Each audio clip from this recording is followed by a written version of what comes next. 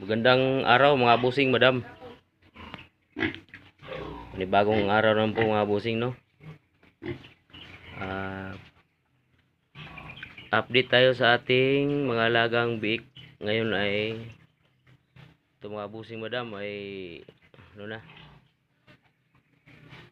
Pwede na malitson, madam. Pwede na siya malitson, no? Nasa 44 days na sila mga busing. Ito mga boss. 44 days na sila ngayon. O hindi ako nakakamali mga busing, no? 30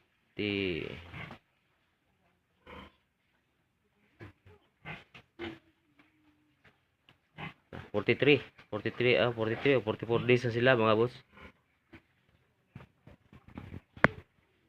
Simula nung pagka walay sa ating inahing baboy mga bossing.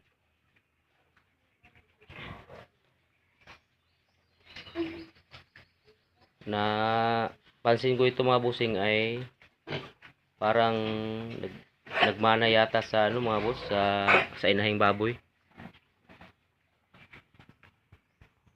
Pero napansin ko rin may tubo naman sila mga boss. Tumubo naman sila. Kasi may palatandaan tayo na kung tumubo ba sila o hindi.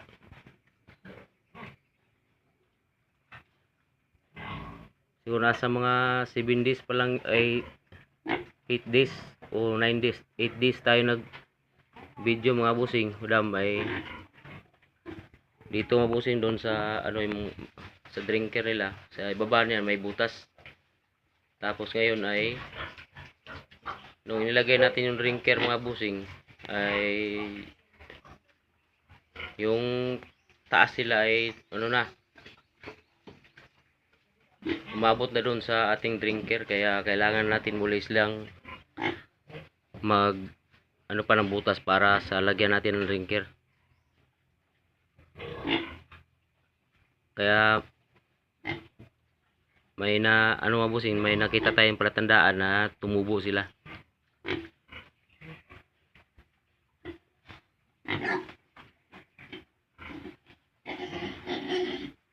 Ang kanilang forma mga busing ay nagmana sa kanilang ating inahing baboy, sa kanilang ina. Kaya yung may yung hindi masyadong mahaba yung kanilang mataas o sa maliit lang po kasi yung inahing baboy natin mga busing. Sa previous video natin makikita nyo yung ating inahing baboy hindi gaano malaki. Pero ganun pa man, may naman tayo, may chance na lumaki ito mga busing. Sa mga mga busing ay dry feeding po tayo. Ang ating pagkain ay Feed Pro. Bali mga busing, ngayon ay hindi pa tayo nakaubos ng 3 sakong starter ito mga busing. Baka maitanong nung iba nung bago sa ating video ay hindi po tayo nagpakain ng hog free. Diretso na tayo sa starter. Ating pakain ito mga busing ay dry feeding po tayo, tapos Feed Pro ang gamit natin mga boss madam. Ito na sila ngayon. Ulitin ko mga busing, hindi pa tayo nakaubos ng 3 sako ng pagkain nila. Kahapon ay nung isang araw mga busing ay nag-insect tayo ng vitamins.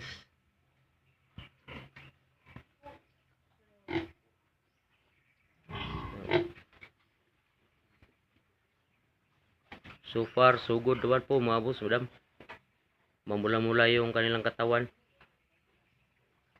Para tandaan po na mga boss, kondisyon yung kanilang katawan mga boss madam. Hindi po maputla. Matagal-tagal rin tayo hindi nakapag-video mga boss, naka-update sa ating mga alaga. Gawa ng busy tayo sa ibang hanap buhay. Malaki na ito mga boss, oh.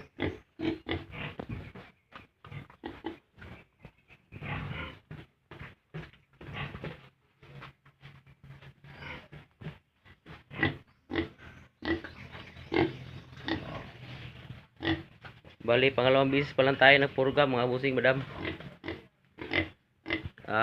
Plano ko mga next week ay magturok tayo ng purga. Ang aking plano ito mga busing ay ano na yung pagdating mga kaubos tayo ng 4 na sako ng starter ay mag-grower na tayo para mahaba-haba yung grower stage natin.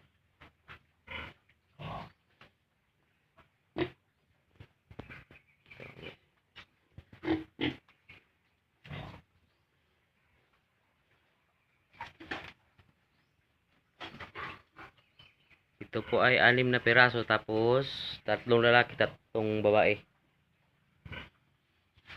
Yun lang po muna at update sa ating mga alaga mga busing no, madam. Sa mga nais pang makanood sa ating video ay paki-subscribe na lang po mga boss. Sa iba pa pwede ring balikan yung ating mga nakaraang video mga busing sa ating pag-aalaga. Salamat po sa panonood mga busing madam. Ingat po kayo palagi.